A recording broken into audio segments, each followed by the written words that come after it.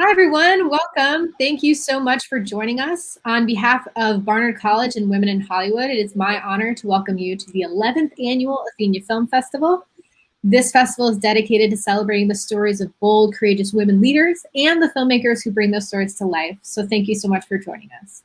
My name is Corey Luco, and I am a programmer and operations assistant here at the Athena Film Festival.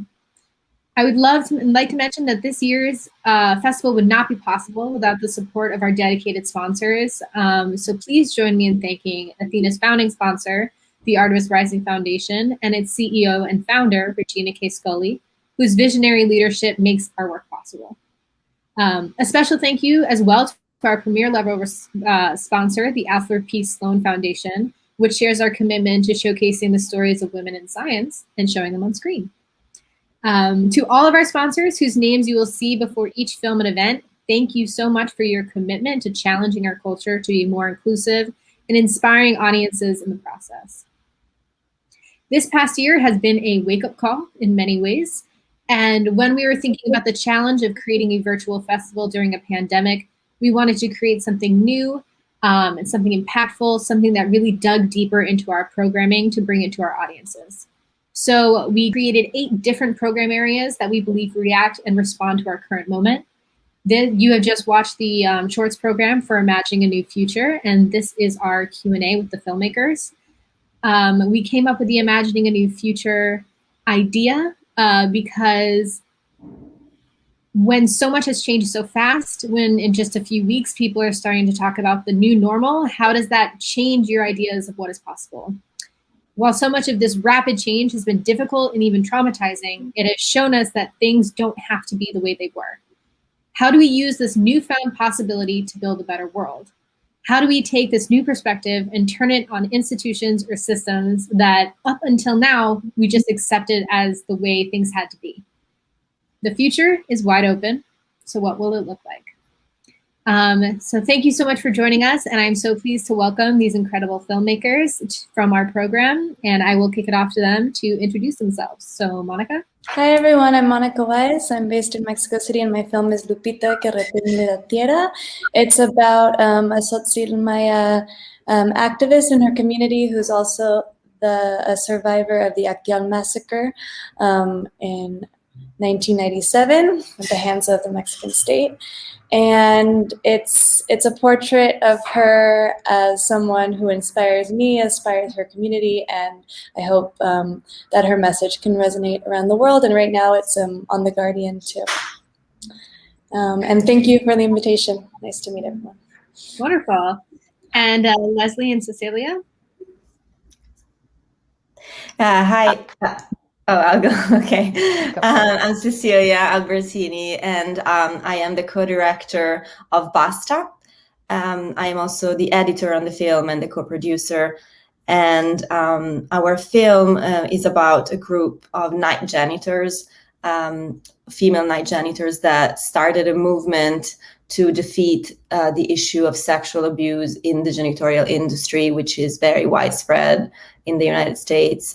So we followed one of these female janitors who is an immigrant from El Salvador, and she basically told us her story from being a janitor who was abused to then becoming this leader of this new movement that is changing the system for the better. Wonderful. And Leslie? Yeah, hi everyone. Thank you so much for having me. My name is Leslie Elizondo. I was the co-director of Basta as well as the cinematographer and colorist. So we're very happy to be a part of the Athena Film Festival and to share these amazing group of women that are at the helm of making tangible change for people. Starting in California, but it's spreading. So we're happy to be here to tell our story.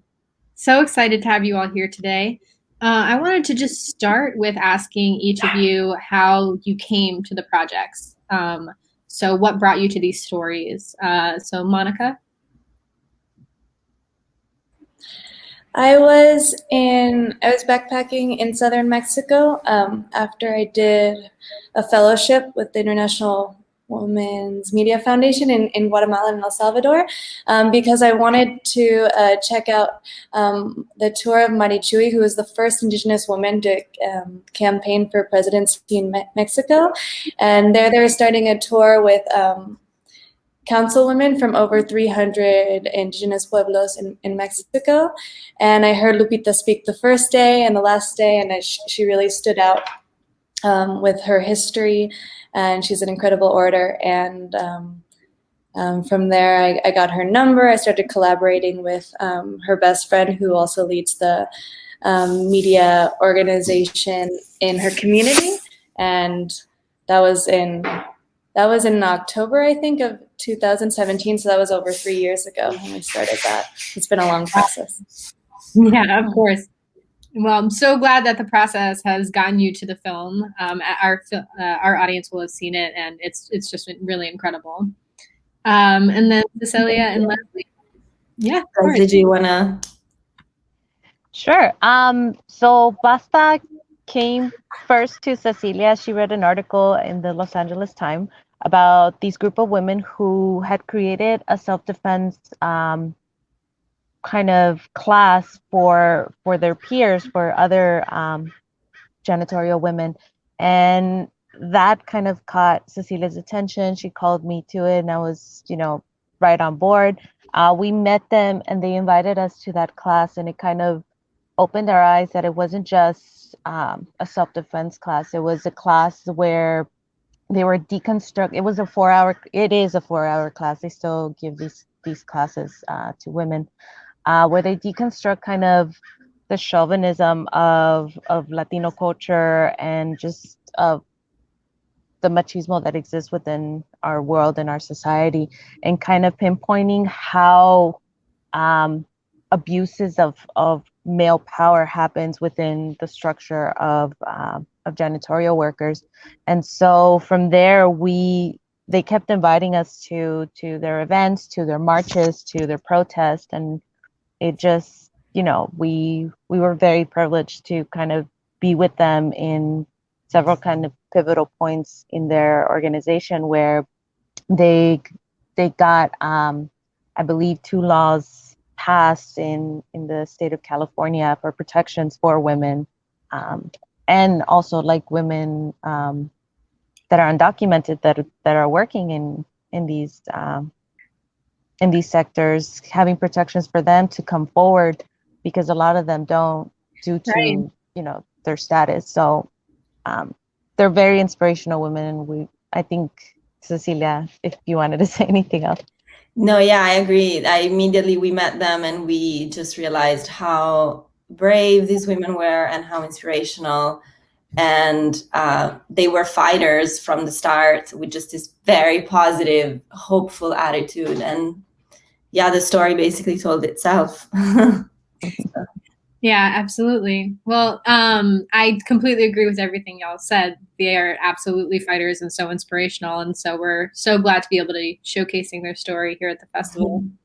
The other question I wanted to pose to each of y'all is, what was your reaction when you read that your film was going to be part of the Imagining a New Future section? And sort of how do you think that your film fits into that section? Because we obviously on the programming side know what we think, but we'd love to hear from your side sort of how you see that building into the program. So Monica, if you want to kick it off. Well, I think Lupita fits into that because she's an example of someone who is kind of ahead of her time in her community and her world, and someone who is a leader in how to speak up against injustice, and not just for what she's lived, but other situations that keep happening around the world. And I was excited to learn more about other stories that were share the program. Yeah, absolutely. I mean, that's a huge reason why we wanted to bring Lupita into this section, because it really did seem she seems so incredibly forward looking. And one of the quotes that I really wanted to share from the film that has been ringing in my mind ever since I saw it was Lupita says that about her oppressors. She says, "They won't succeed while we continue to believe that a world that can hold many worlds is possible." And it shook me in like such an incredible way, because I had never heard somebody articulate it in a way that felt so impactful. And so I would love to talk with you a little bit about what maybe based on the film you think a world of many worlds can look like. And if maybe there is something, more from Lupita that you think speaks to this as well. Well, first of all, that's an old, that's a Zapatista like slogan. It's a quote that some of her lines she does borrows from her neighbors that have influenced her in her community too. But I think that's something that's like very universal, and it touches like every movement, especially in Latin America. It's about like listening to other struggles and other communities and other worlds to understand, to be able to move forward, right? Yeah. So it's universal, right?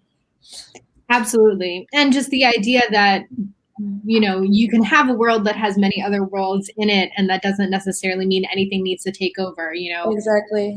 Things one person's right or not. Right, exactly. Things can exist together and well and in peace, and that's actually how you get to peace. So I absolutely love that sentiment of the film, and that was really when I was like, oh, absolutely, like this person really looking forward to like what kind of a world we can build and create, and I thought it was so wonderful. Great. Yeah. And then Leslie and Cecilia, one of the things that struck me the most about Basta was just how much they were able to get done, and how incredibly resilient these women were. And I was wondering if like there are any sort of updates on the movement sort of since you wrapped filming, and then also how it's been impacted by COVID, because so many of these women are essential workers. And so has there been any change in development based off of that? Yeah, so no, it's true that they got so much done over the span of only like a few years. And obviously part of it is also because they were backed by their union, which has helped them a lot. The United Service Workers West, they've been helped a lot by the union, and that has helped making more of an impact and making more of a difference.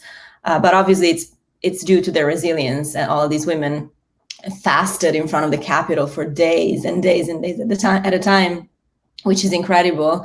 Yeah. And this is just them. So yeah, I think that right now, after we left off, I think that they were still fighting to make sure that more and more people were going to have access to these trainings for night janitors. These trainings, I think you see a glimpse of them in the documentary. Basically, they are aimed at making sure that each janitor knows their rights, and this goes for both women and men. And so basically, they were trying to make sure that these training were available to all janitors in California. And it's a process, of course. They needed to create a space for that, and they are still creating it. As far as what has happened due to COVID, we just know that our protagonist, Veronica, and we know that she's still doing a lot of her own, because she doesn't really work as a janitor anymore. She works more for the Ya Basta coalition. And so she's doing a lot of advocacy work and speaking to several universities. She was at, I believe it was maybe Irvine University last week, she told us. She goes to a lot of different universities in the United States and just talks about the issue, and especially law schools, where she makes people aware of how important it is for lawyers also to defend people like her, people that are immigrants, people that work in the service industry. And so I don't know what has happened to the rest of the janitors during COVID. I believe that some of them are still working. but yes, no, that's a great question. And I think that we only stayed in touch with Veronica and the union really, but it would be interesting to know what everyone else is doing. And a little bit that I wanted to touch on your previous question about how we feel about being part of the Imagining a New World section. The thing that kind of opened my eyes by meeting these people is that for change to actually happen, it's very, very crucial to have support, and support not just from your peers, but from an organization that has a bit of power toward your cause. Right.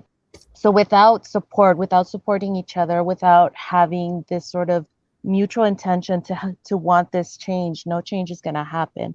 And we can see it with Ya Basta, that they saw a problem, and it was a problem that goes back, centuries, from the beginning of time. This sort of,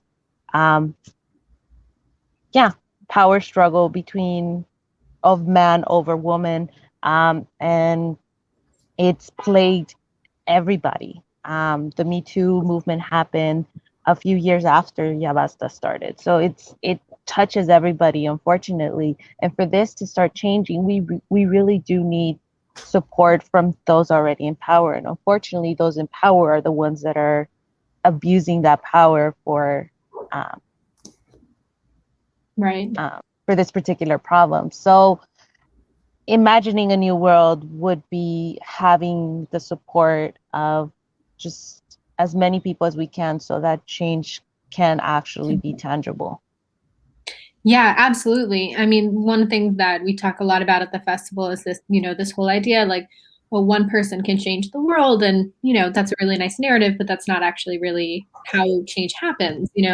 One person and the many other people who are behind them can really change the world. So this idea of that deep collaboration, and then having that collaboration with people who already have footholds and power, is absolutely essential. And I think you mentioned the Ya Basta, how they worked with their union, and how helpful and effective that was for them to be continuing their movement. And that's really important, that there was already this sort of organizing happening.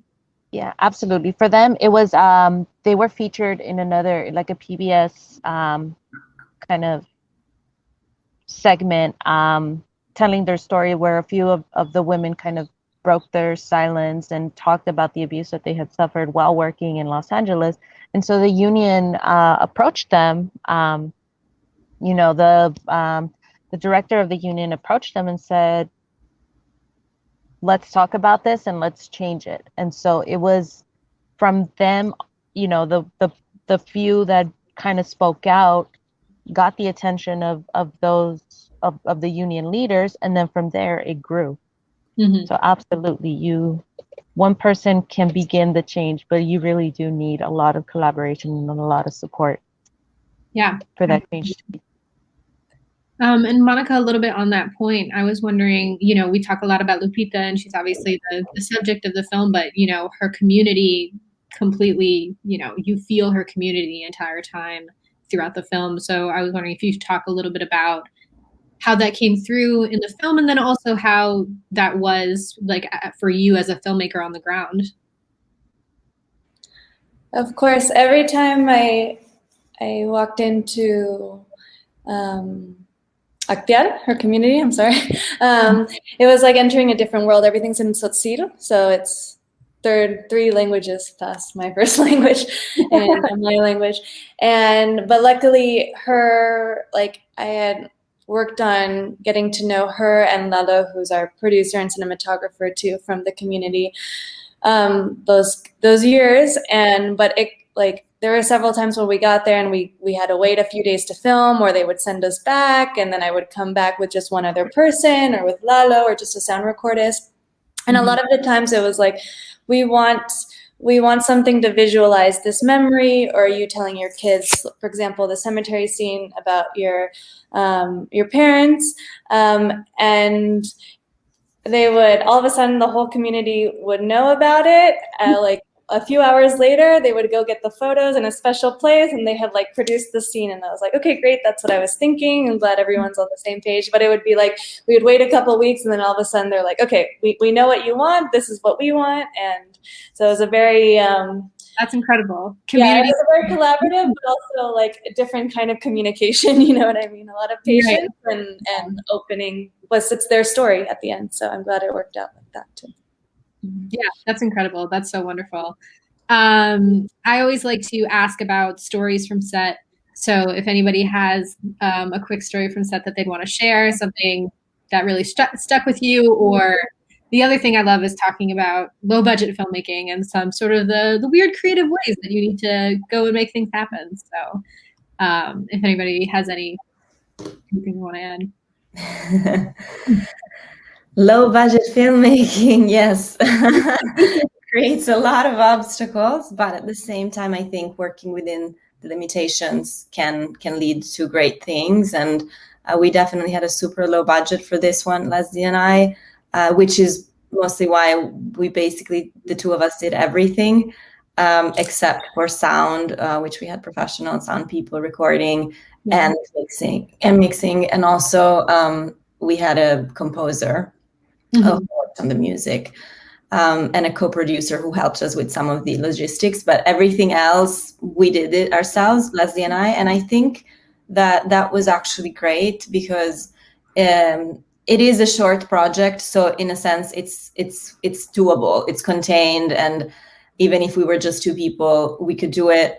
But it was great to do this, the two of us, because you have a lot of control on a lot of different areas of it.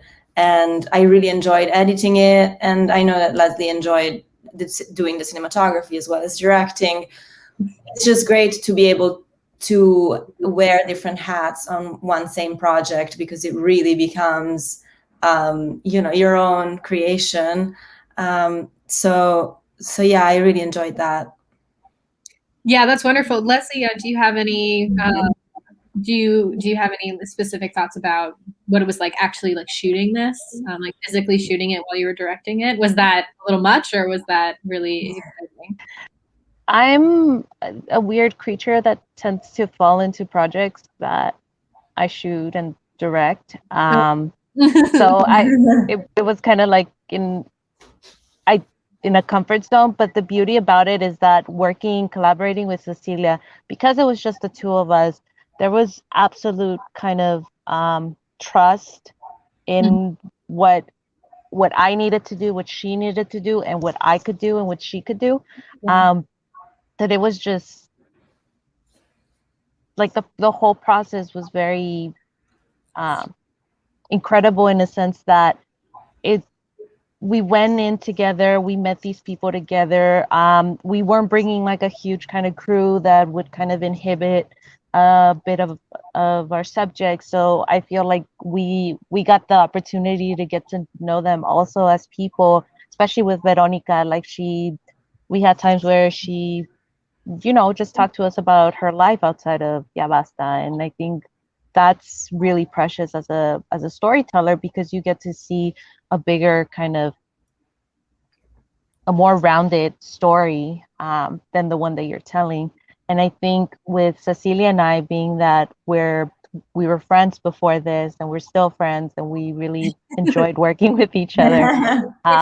Love it. Like I think that's the best kind of situation that you can ask for. And in terms of technical stuff, like I am a cinematographer, I'm a DP, so working with cameras and lights and composition is what I do.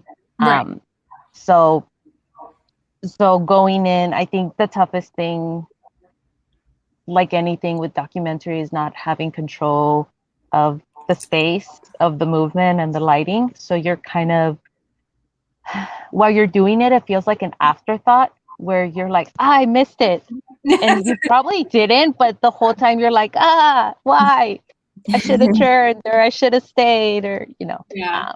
Yeah, but you're so much moving with everything that's going on. You're just reacting in a lot of ways too. Yeah, where normally with like a narrative, it's all planned out. But right. Yeah, with documentary, you're reacting to things. So sometimes you do feel like you missed a particular moment that could have like made the film. But then Cecilia's a master editor, so. And then you have so many moments. So, you know, you definitely, even if you missed a couple, there you got a bunch of other ones. So they're all in there. Yeah, that's, I mean, wearing a bunch of different hats on a film shoot can be, you know, really exciting and rewarding, but also, you know, it's a lot to feel. So, Monica, is there any sort of particular thing from set that stuck with you, or? It was a long process. Like I mentioned, when we got a grant to start from Sundance for short Indigenous stories with Guardian Distribution. So that should have been enough to finish the film, but I got excited that this would go a long way in Mexico. I was like, okay, I need a real crew. I'm just going to direct. And I ended up shooting and producing and pretty much doing everything but the editing myself. But when I brought a crew, it was the time that we got turned away from the community, so we had to shoot anything but the main part of the story. So that was very expensive and hard. And then I ended up going back after some time with just one or two other people, like I mentioned, and then we got some funds for post-production, which made it possible to finish, basically. But what stood out on set, I don't know, we did a lot of like scouting, like film scouting trips with Lupita and her family. Like we went to the river with our family for Christmas. I just like spent a lot of time kind of hanging out with them. And I was like, maybe I'll use these scenes in the back of this truck as transitions. But it was really just, and we also went to the beach at the end because I wanted like a drone shot of her floating in the water. And it was the first time her or the kids had seen the ocean. It wasn't that far from the highlands in Chiapas, but I filmed that and we ended up not using it because we tried to make it more to the point at the end. But it was like a really magical moment to see them playing the ocean for the first time, and it was kind of like something I could give back, I guess. That's incredible. I love that. Thank you. And so unfortunately we're about out of time, but I just wanted to thank y'all so much for coming to talk with me today and for sharing your films with our audience and for just being a part of this, you know, new weird virtual festival space. But it's so great to still be able to talk with filmmakers and really get to, you know, hear your stories, because that's so much of what we love to do. So thank y'all so much for coming. Thank you. It was a pleasure. Yeah, thank you so much. It's a great pleasure and an honor. And I look forward to watching Lupita. Yeah. Thank you. Likewise.